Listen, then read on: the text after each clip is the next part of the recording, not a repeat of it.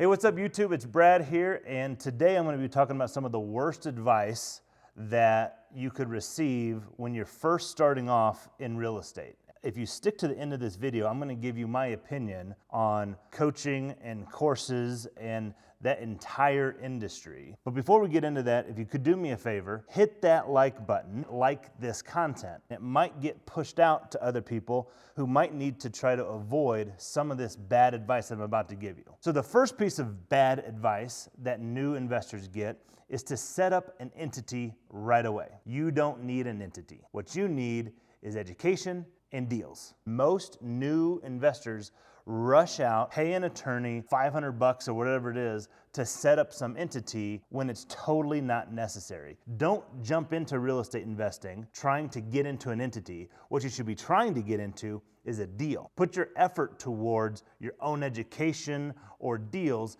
The entity stuff will come later. Don't think about entities when you first get started. Think about if this is a business that you would even like to get involved in. It may be something that you don't like at all. Why pay somebody to set up an entity that's never going to get used? Eventually, once you get around time to close, now start thinking about entity. And it is important. Asset protection is a big deal. It'll keep you out of lawsuits. It'll keep you well inside the tax laws. I've got an entire course on entities that you can learn very quickly, but don't concern yourself with entities just yet. Concern yourself with getting deals. The second piece of bad advice is that you need to have a lot of money to invest in real estate. That's simply not true. If it were true, I would have never gotten into real estate, because the day I bought my very first rental property, I had less than $600 in the bank and a lower than 600 credit score. I had no cash, I had no credit, I had nothing. So it doesn't take money to do real estate. It takes education, it takes willpower, it takes determination, it takes being able to understand what makes a deal. It takes the blue collar side, it takes the white collar side, and if you don't have capital, if you don't have any money, you don't have any credit, you can't play the white collar side. So the side that you need to learn is the blue collar side. That's the wholesaling, finding deals, fixing deals, rehabbing deals. You've got to trade your effort for a piece of that deal rather than your capital. So you don't need money. What you need is hustle. Number 3, wholesale first. I think this is actually one of the worst pieces of advice that you could get. The advice goes like this. Hey, in order to do real estate, you need money. We just mentioned how you don't need money. I proved it. So then people have been sold this bill of goods that said, hey, if you wholesale, you're going to make a ton of money, and now you're going to have the money to be able to go buy your own deals. The problem with that is wholesaling is such a competitive strategy. It's marketing, it's sales, and if you don't know either of those things, you're going to have a hard time. Yes, you can get into courses. Yes, you can get into coaching, but if you don't have the skills to do that, you're going to have to find alternative ways to wholesale. Could it be that you scrape the MLS? Could it be that you continually bid on REOs? It is more difficult to wholesale that way, but it can be done. Back in 2010, 11, and 12, when HUD homes were so available to investors, you could actually wholesale out of that HUD market. However, all of those things are highly, highly competitive. And if you're first getting involved and you don't know the difference between an egress and an easement, you're going to have a hard time being able to gain that credibility that it takes to be able to put deals under contract for next to nothing. So can you wholesale and make a lot of money? Yes. Should it be the very first thing that you do?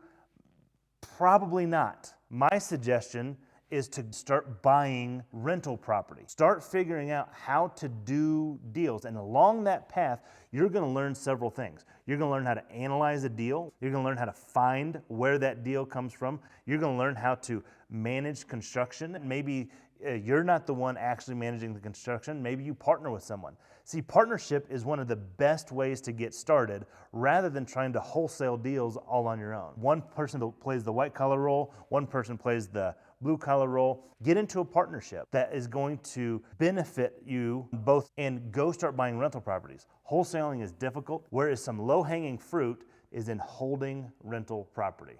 It's one of the easiest, lowest hanging fruit out there for real estate investors. So with that, you don't have to wholesale first. If it meets your personality, go ahead. But if it doesn't meet your personality, Wholesaling might be the biggest waste of time, energy, and effort for you, and you may give up very quickly. A lot of new wholesalers give up very quickly because it doesn't match their personality. Bad advice number 4, go get your real estate license. You do not have to be a realtor in order to do real estate investing. I don't have my license, and I've done over 350 deals, $55 million worth of real estate, more than. What a license allows you to do is sell other people's property, to represent someone in buying property. It doesn't preclude you from buying deals yourself. The real estate lobby has made it so that it seems like in order to buy real estate, you have to have a license or be with someone who does have a license. Not the truth.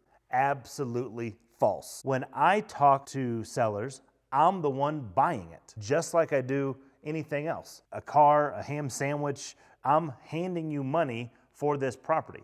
One of the problems with having your license is that it limits your ability to do creative financing. By creative financing, what I mean is owner financing, subject to financing, installment land contracts, lease options, because the real estate commission looks at that, says, hey, you might be not doing what's in the best interest of that person that you represent by doing a deal that is owner financed, subject to creative financing type thing. And by the way, what subject to means is that I purchased the property subject to the existing financing. The seller no longer pays the mortgage, I'm paying the mortgage. And in the process of that, I now own the property, I start paying that mortgage, and I turn around and rent it out and make a bunch of money. Real estate buddy of mine who had his license, owned a brokerage, did a lot of subject to, the real estate commission came to him and said, hey, you can't do that anymore. They don't like that. They don't want licensed people doing creative finance. In order to keep his license, he wound up having to sell, I think it's 20 of his subject to rental properties. One of the reasons why I maintain not having a license is I want to be the guy who's buying. If your strategy is to buy and hold rental property, you don't need a license. If your strategy is to fix and flip houses, you don't need a license. If your strategy is to wholesale deals, you don't need a license. You don't need a license to do any of real estate investing strategies. What you need a license for is to represent other people. But as an investor, who do you want to represent? Yourself. Number 5, last but not least, bad advice for beginning real estate investors is to go buy coaching and courses. And this is from someone who sells both coaching and courses. When you first get started and you're super excited about real estate investing and you're saying to yourself, man, I'm gonna go out there, I'm gonna have that Lamborghini, I'm gonna go fly in that jet, I'm gonna go make all this money. When you're excited, your emotions start getting larger than your brain and you start making emotional decisions with your dollars. The problem with this is that excitement will fade, and now you've got to make cognitive, rational decisions. Between the time of excitement about making a bunch of money and actually trying to execute, some marketer, some coach, some course guru has separated you from your money. And the reason the coaching community among real estate investors has such a bad rap is for that exact thing. You see, real estate can make you a lot of money. You can become a millionaire in real estate investing. I did it going from nothing to retired by age 31. It can happen. However, there's a lot of ways to get wealthy. You can get wealthy climbing the corporate ladder. Think about the number 2 at Apple. Think about C-level people at Amazon. You can get wealthy by starting your own business. You could have bought Bitcoin a couple of years ago and cashed out well over $1 million. If a sponge on Shark Tank can make someone a millionaire, you can do just about anything in America to become wealthy. What you need to make a decision on is, are you serious about real estate? Does this match your wealth building strategy? I have taken coaching and I have bought courses and I've gone to the weekend classes and I've done it all. But it was when I knew I was going to be serious about real estate. The question you've got to ask yourself is real estate investing what I want to do? These are the type of people that I coach, that I teach, that I train, that I work with, are the people who are taking real estate investing serious. I remember early on when I was deciding about how I was going to make some extra money for my family, and it was between stock and real estate investing. That was the way I thought that I could do passively and still work my regular job as a pastor. I started researching and going to courses, and I heard something on the radio. I went to a 2-hour free meeting at a ballroom, and for 2 hours, this guy told me things about stock that I had never known about. And I thought to myself, wait a second, this might be the ticket. And at the end of that free 2-hour class, I was invited to go to a 3-day intensive training where they would tell me everything I needed to know about stock investing. And it was only going to cost me $500. At the time, $500 was a lot of money, but I said, you know what? We're going to have to make this happen. I show up to the course, and for 3 days, they taught me all of these things I didn't know about stock investing. But each session lasted about an hour and a half. The first half hour was talking about how I need mentoring and coaching. The last half hour was talking about how I need mentoring and coaching. And the middle 30 minutes was vague enough I realized I didn't know what I was doing. And so for 3 days, they are trying with their coaches in the back to get me to sign up for their program that cost $120,000. But if I signed up today, I could get it for $90,000. Not all coaches are created equal. For instance, when I'm coaching someone, I give so much effort into trying to make them successful. And I've got a really high success rate, 97%.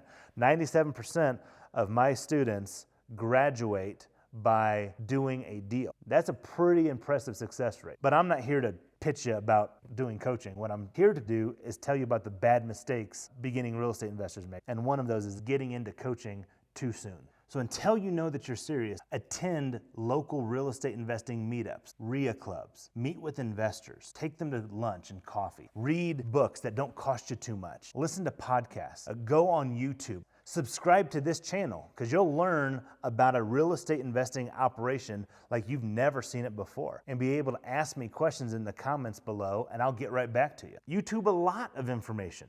You need to figure out if real estate investing is for you before you start getting into those courses or coaching. You need to know if it's going to be for you. And how are you going to know if you're serious about it? If you put in the work. Real estate investing is work. It is not something that just happens overnight. But if you're not willing to listen to the podcast and watch the videos and read the books and do all the free or near free things, why would you pay for coaching? A coach isn't going to get you across the finish line. You got to get yourself across the finish line. So these are my 5 really bad advices for new investors. Setting up an entity right away, thinking that you need money, wholesaling deals first, getting your real estate license, and buying into coaching and courses way before you know you're serious. So I hope you've enjoyed this video. Subscribe, like, and I'll see you on the next one.